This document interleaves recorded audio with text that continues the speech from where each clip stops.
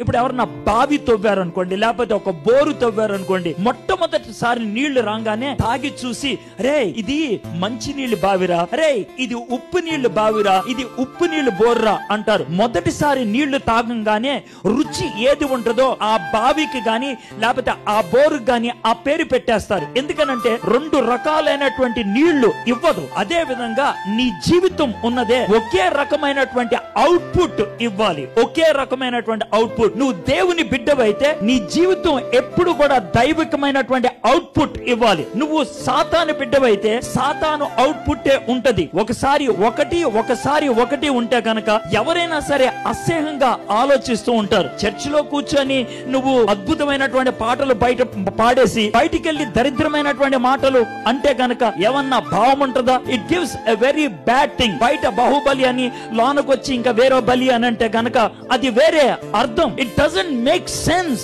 నువ్వు దేవుని బిడ్డవైతే కనుక you need to have only one concept.